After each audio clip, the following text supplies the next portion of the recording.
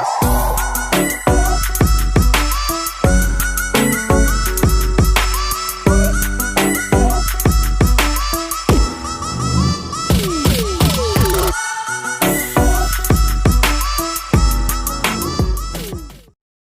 Students, good morning. आज हम आपके लिए एक बहुत ही अच्छा टॉपिक लेकर हाजिर हुए हैं और आप एंड तक उस वीडियो से जुड़े रहें ताकि उस टॉपिक को समझने में आपको मदद मिलेगी। मैं हमेशा की तरह इस बार भी आपको बड़े रोचक तरीके से इस टॉपिक को समझाने की कोशिश करूँगा, आपको भी मज़ा आएगा।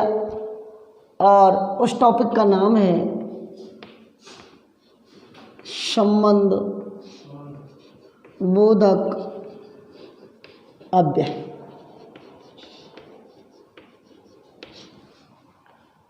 संबंध बोधक अव्यय। दोस्तों, संबंध किसे कहते हैं? संबंध कहते हैं रिलेशन से। हमारा किसी से कैसा संबंध है, वो सारी चीज़ें आज हम देख पाएंगे। देखो, संबंध बोधक अव्यय अविकारी क्रियापदों में आता है। किस में आता है? अविकारी क्रियापदों में आता है।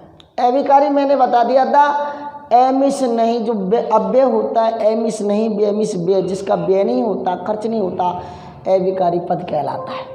यहाँ आज हम संबंध बोधक अव्ययों की बात कर रहे हैं।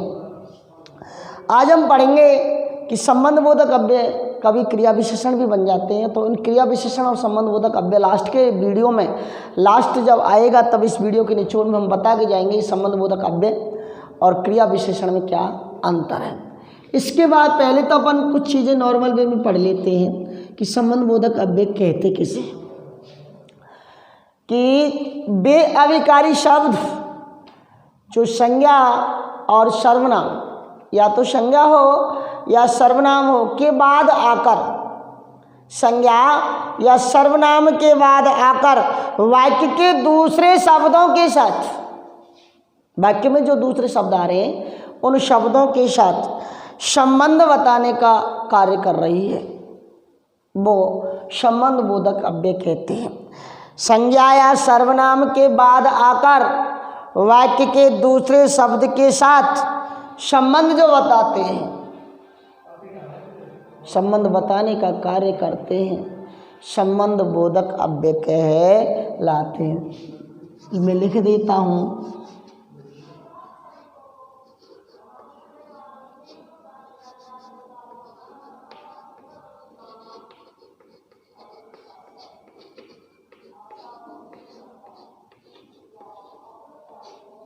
बे अविकारी पद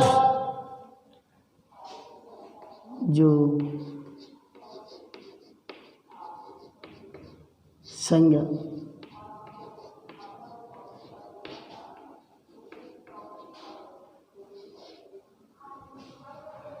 संज्ञा व सर्वनाम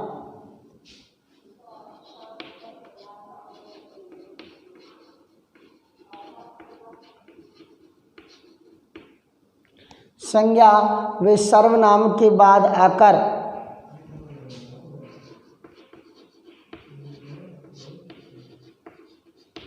वाक्य में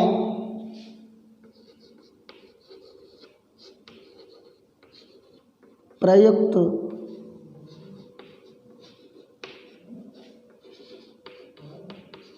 दूसरे शब्दों से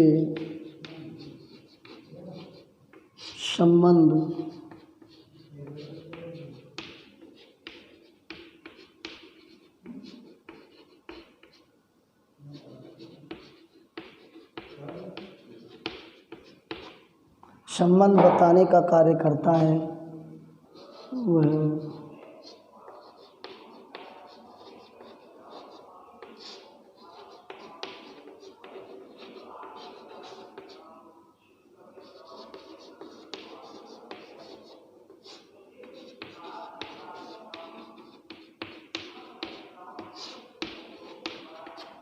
हाँ बेटा, आज की क्लास में हम शुरू कर रहे हैं संबंध बोधक अव्यय।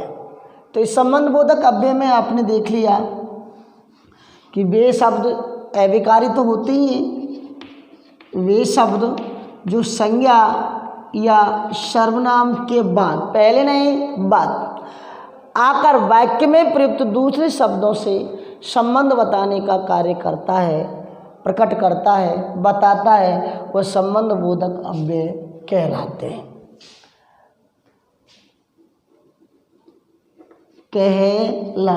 अब समझ गए होंगे आप। इंग्लिश में इसे को प्रीपोजिशन कहते हैं। क्या कहते हैं? प्रीपोजिशन। प्रीपोजिशन इंग्लिश में इसे कहा गया, बहुत बड़ा टॉपिक है इंग्लिश में प्रीपोजिशन का। तो हिंदी में इसे कहा जाता है संबंध बोधक अव्यय। हमने पढ़ा कि वे विकारी पद जो संज्ञा सर्वनाम के बाद आकर वाक्य में प्रयुक्त दूसरे शब्दों से संबंध बताते हैं, संबंध बोधक अव्यय कहलाते हैं। आज अपन थोड़ा सा इस टॉपिक को उस स्टाइल में पढ़ेंगे कि देखते ही आज हमें लगेगा कि हम कोई ऐसा टॉपिक पढ़ रहे हैं जिसको हमने आज तक नहीं पढ़ा।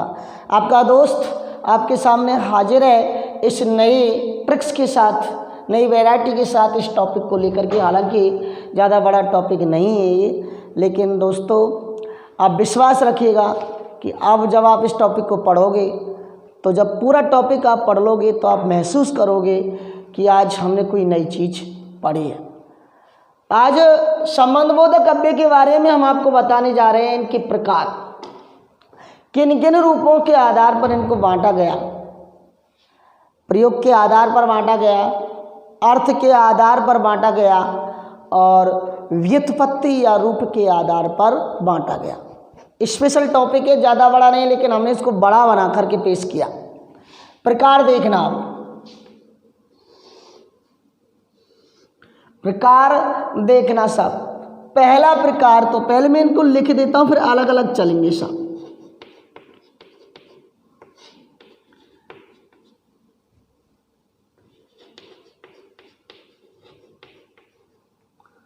प्रयोग के आधार पर पहला। नंबर 2 अर्थ के आधार पर,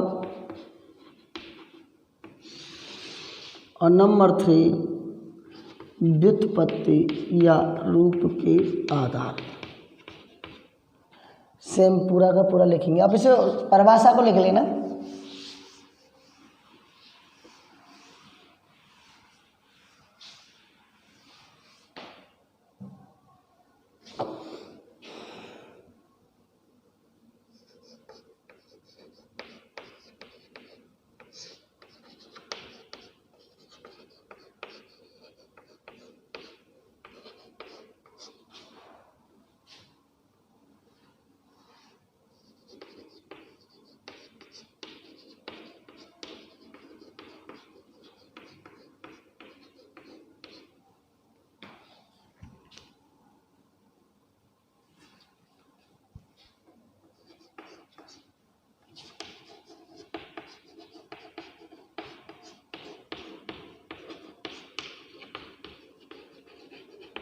तीन प्रकार हमने बताए, प्रयोग के आधार पर, अर्थ के आधार पर और व्युत्पत्ति या रूप के आधार पर।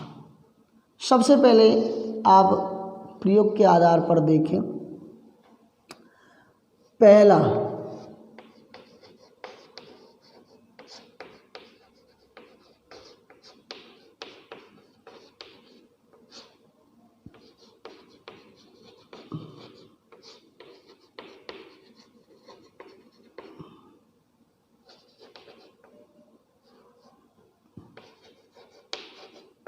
पहला है विभक्ति सहित संबंधबोधक अव्यय। पहला कौन सा है? विभक्ति सहित संबंधबोधक अव्यय। दूसरा है बिल्कुल उल्टा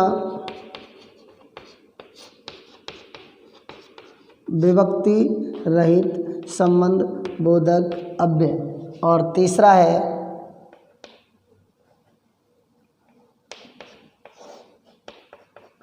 दो तो हो गया, पहला विभक्ति और तीसरा है उभय विधि।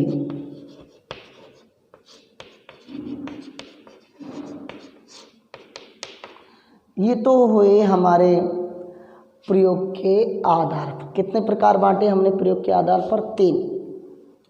विभक्ति रहित सहित, विभक्ति रहित और उभयविधि। अर्थ के आधार पर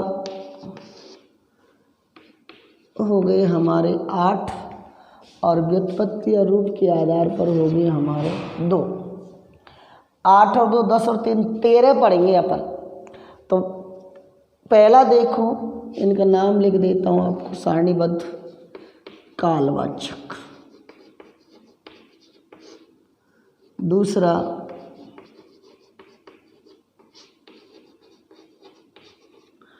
पहला है कालवाचक, दूसरा है स्थानवाचक, तीसरा है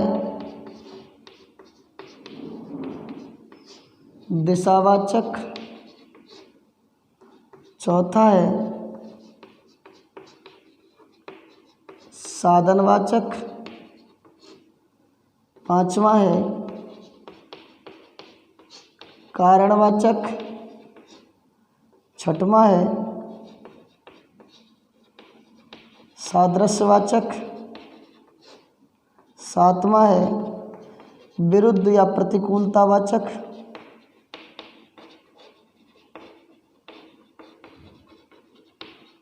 और 8वां है सीमावाचक।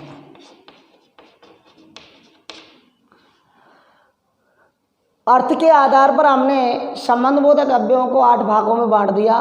कालवाचक, स्थानवाचक, दिशावाचक, साधनवाचक, कारणवाचक, सादृश्यवाचक, विरुद्ध या प्रतिकूलतावाचक और सीमावाचक। व्युत्पत्ति के आधार पर 2 मूल संबंधबोधक अव्यय,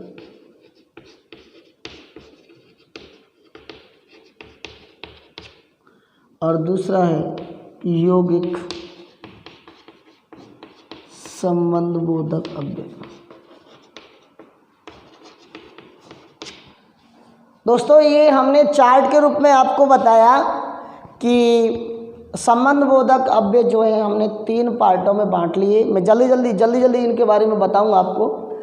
संबंधबोधक अव्यय 3 पार्टों में बांट लिया। प्रयोग के आधार पर, अर्थ के आधार पर, व्युत्पत्ति के आधार पर। मैं समझना तो यही चार्ट के रूप में चाहता था, लेकिन थोड़ा टाइम का अभाव है, टाइम बहुत ज़्यादा लग जाएगा, इसलिए मैं एक एक करके इनको लिए चलता हूँ। तो सबसे पहले आप देखें प्रयोग के आधार पर।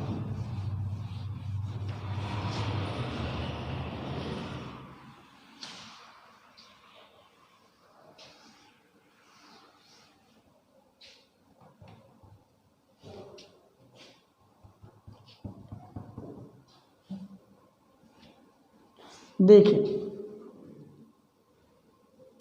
पहला है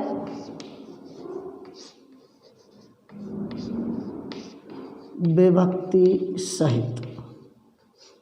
कौन सा? विभक्ति सहित। आपने कारक पढ़े होंगे, और कारकों की जो विभक्ति थी, जो अर्थ बताने के लिए प्रयुक्त होती थी, संबंध बताने के लिए, उन्हें परसर्ग कहते थे या विभक्ति कारक चिन्ह कहते थे। तो वे आप, मैं बता चुका हूँ कि हर चीज़ लिखने के लिए नहीं होती, इसलिए आप पूर्ण तरह से पढ़ते समय अपना ध्यान बिल्कुल सेंट्रलाइजेशन कर लिया करें कि वे अव्यय जो विभक्ति कारकों के सहित प्रयुक्त होते हैं विभक्ति सहित अव्यय कहलाते हैं। जैसे पास, लिए आदि, जो और भी हैं, आदि जो विभक्ति कारक चिन्हों के साथ प्रयुक्त होते हैं विभक्ति सहित। जैसे मतलब सीधा सा अर्थ आप समझ लेना, जिसमें विभक्ति कारक चिन्ह प्रयुक्त हो रहे हैं संबंध बताने के शब्दों के साथ, वहाँ संबंधबोधक अव्यय का विभक्ति सहित कारक चिन्ह होता है। जैसे मैं कहूँ राम का घर मेरे पास है।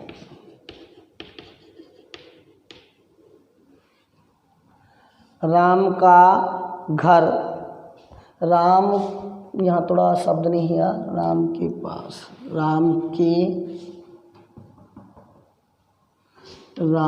के घर के पास मेरा घर है। अब जहाँ ये पास शब्द है ना, पास, ये तो संबंध बता रहा है कि राम का घर कहाँ है, मेरे पास है। राम का घर मेरे पास है, राम के घर के पास, राम के घर के पास मेरा घर है। लेकिन इस पास के साथ क्या जुड़ा हुआ है, विभक्ति कारक चिन्ह जुड़ा हुआ है। इसलिए वे संबंध बोधक अव्यय जो अपने साथ विभक्ति कारक चिन्हों का जुड़ाव रखते हैं, विभक्ति कारकों के सहित प्रयुक्त होते हैं, वे विभक्ति सहित संबंध बोधक अव्यय कहलाते हैं। दूसरा देखो,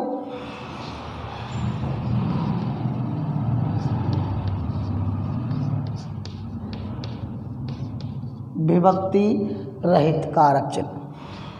आप ये सब वे संबंध बोधक अव्यय जो विभक्ति रहित यानी बिना विभक्ति कारक चिन्हों के प्रयुक्त होते हैं, जिसमें अपन रहित बोल सकते हैं और सहित बोल सकते हैं। ये अव्यय जो है बिना विभक्ति कारक चिन्हों के प्रयुक्त होते हैं। जैसे वह परिवार सहित विवाह में पहुंचा, उपस्थित हुआ।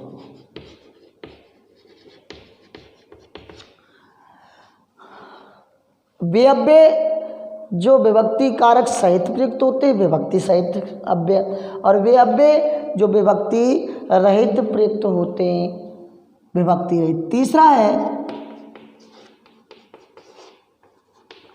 उभय। उभय का अर्थ वैसे कॉमन होता है, आपको पता है, अर्थात आप तो ये याद रखना कि वे संबंध बोधक अव्यय जो विभक्ति सहित भी जिनका प्रयोग किया जा सकता है और विभक्ति रहित भी जिनका प्रयोग किया जा सकता है। जैसे अपन जैसे द्वार लिख दे, द्वारा, द्वार। अब कैसे इनका प्रयोग करते हैं वो देखो, अपन मैं यूँ लिखूं, यह पत्र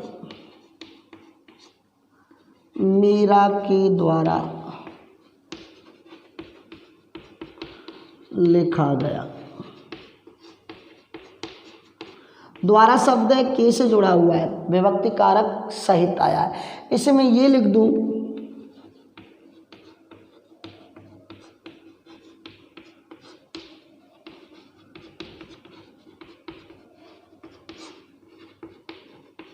यह पत्र मीरा द्वारा लिखा गया। अर्थात वे संबंध बोधक अव्यय जिनका प्रयोग विभक्ति सहित कारक सहित प्रयोग भी होता है और उन्हीं का प्रयोग विभक्ति कारक रहित भी प्रयोग किया जा सकता है। यानी दोनों प्रकार से जिनका प्रयोग होता है, सहित भी हो सकता है और रहित भी हो सकता है, वो उभय विधि विभक्ति उभय विधि संबंध बोधक अव्यय कहलाता। तो यहाँ हमने प्रयोग के आधार पर तीन अव्यय पढ़े, जिसमें पहला था हमारा विभक्ति सहित, दूसरा था विभक्ति रहित और तीसरा था उभय विधि। अब थोड़ा जल्दी जल्दी में अपन उनको 8 प्रकारों को देख लेते हैं।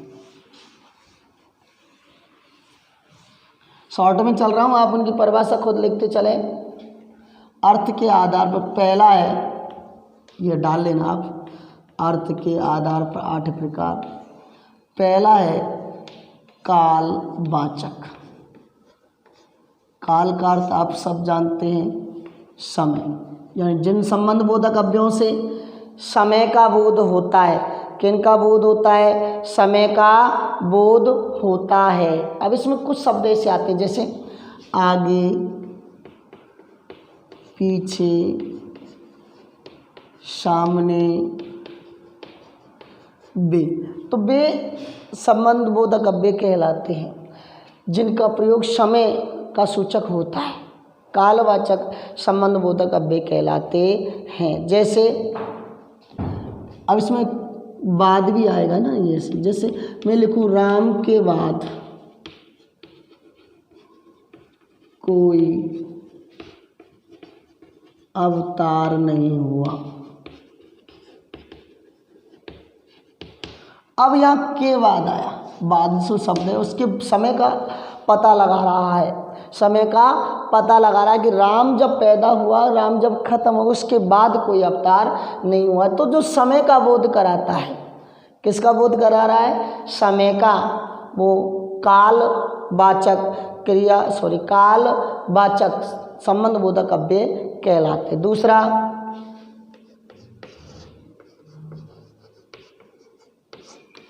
स्थान बोधक।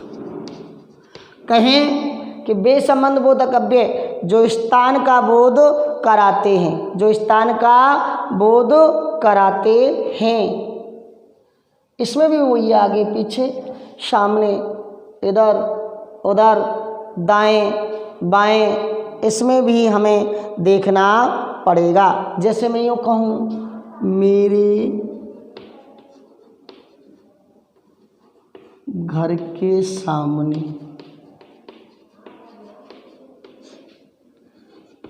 बगीचा है, तो बगीचा कहाँ है? कहाँ है? सामने। किसके सामने? घर के।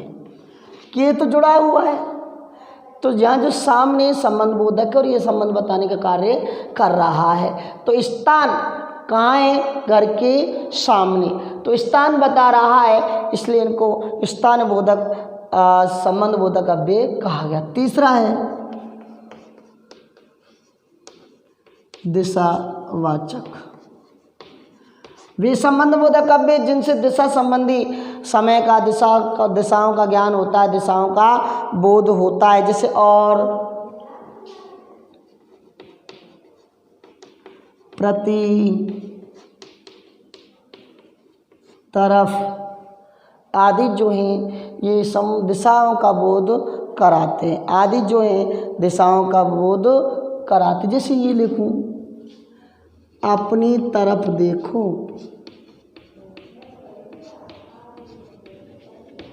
कि कितने भोले हैं।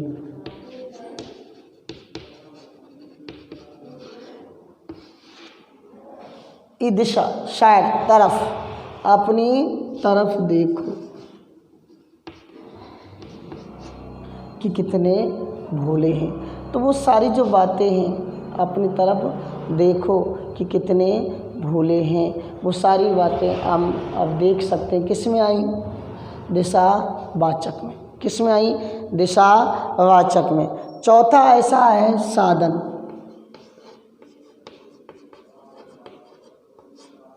वे संबंध बोधक अव्यय जिनसे साधन का बोध होता है, माध्यम का बोध होता है, किसी साधन का बोध होता है, जैसे माध्यम, जरिए, द्वारा आदि, हम इनको लिख सकते हैं। जैसे मैं जो कहूँ, ये है मित्र के सहारे पास हो सकता है।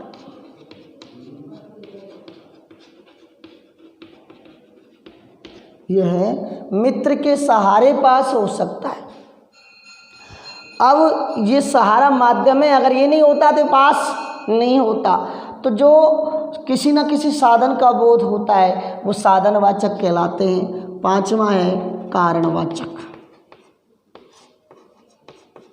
वे संबंध बोधक अव्यय जिनसे किसी कारण का बोध होता है, जिनसे किसी कारण का बोध होता है। जैसे मैं यूँ लिखूं, रावण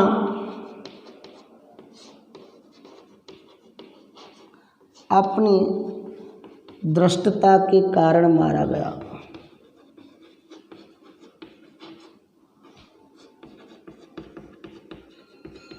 रावण अपनी दृष्टता के कारण मारा गया। किसके कारण मारा गया? दृष्टता के कारण मारा गया। रावण अपनी दृष्टता के कारण मारा गया। तो यहाँ दृष्टता आई।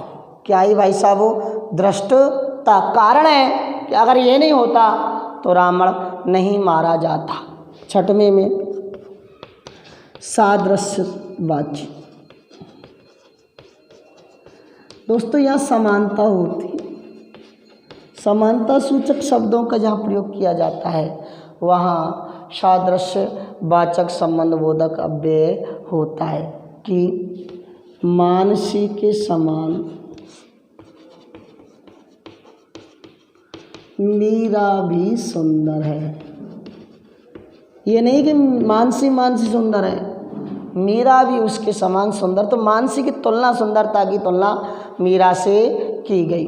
7वां है विरोधवाचक,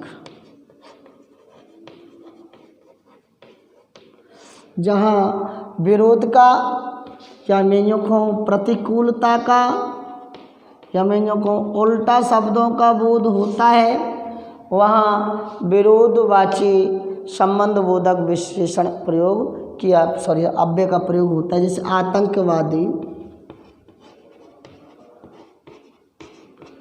देश के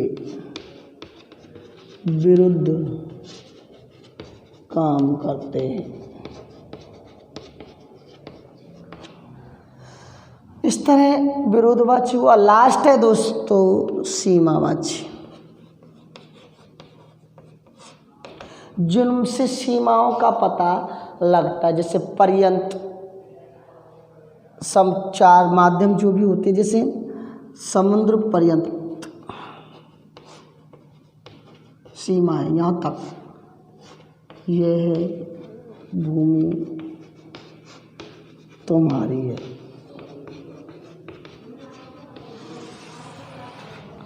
इस तरह 8 प्रकार हमने संबंध बोधक अव्यय के देखे। कितने देखे? 8 प्रकार हमने संबंध बोधक अव्यय के देख लिए। कालवाचक, स्थानवाचक, दिशावाचक, साधनवाचक, कारणवाचक, सादृश्यवाचक, विरोधवाचक, सीमावाचक आदि हमने ये सारी चीज़ें देखी। अब हम एक और छोटा सा बात है वो देख लेते हैं सब। व्युत्पत्ति या रूप के आधार 2 प्रकार के।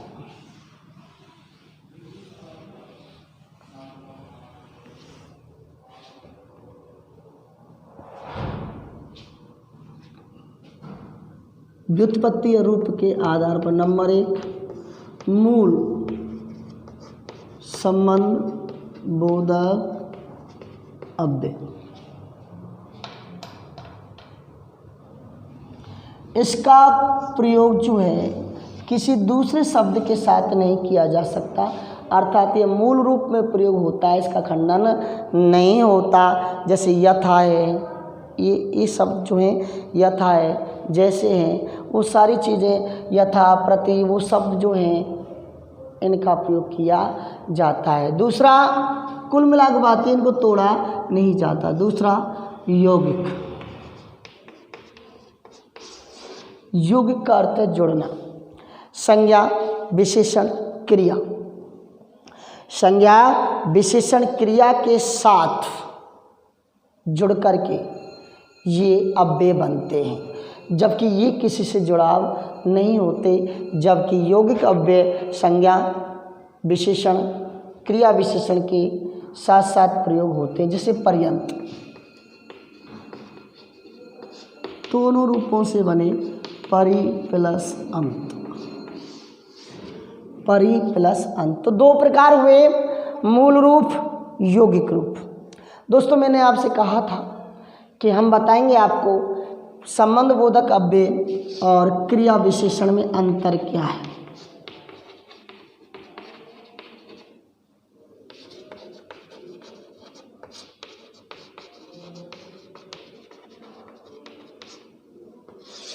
संबंध बोधक अव्यय और क्रिया विशेषण में अंतर क्या है? देखो, मैं जैसे एक शब्द है, जैसे आगे, इसी का प्रयोग देख लो आप, इसी का प्रयोग देख लो। जैसे वह आगे चल रहा है, वह या करता है, चलना या क्रिया, कहाँ चल रहा है? आगे चल रहा है। दोस्तों ध्यान रखना, चलना क्रिया की विशेषता बता रहा है, इसलिए यहाँ तो ये कहलाया क्रिया विशेषण। क्या कहलाया? क्रिया विशेषण कहलाया। अब संबंध बोधक अव्यय में मैं इसे लिखूं, वह सुरेश के आगे चल रहा है। अब यहाँ सुरेश भी चल रहा है, वह भी चल रहा है, तो यहाँ दूसरे शब्दों के संबंध बता रहा है, इसलिए यहाँ संबंध बोधक अव्यय आया। तो यही क्रिया विशेषण और संबंध बोधक अव्यय में अंतर था। मैंने पूरी मात्रा में आपको समझाने की कोशिश की। आगे नए वीडियो में हम और कुछ खास लेकर के आपके सामने हाजिर होंगे। तब तक के लिए आपका दोस्त आपसे विदा लेता है। धन्यवाद।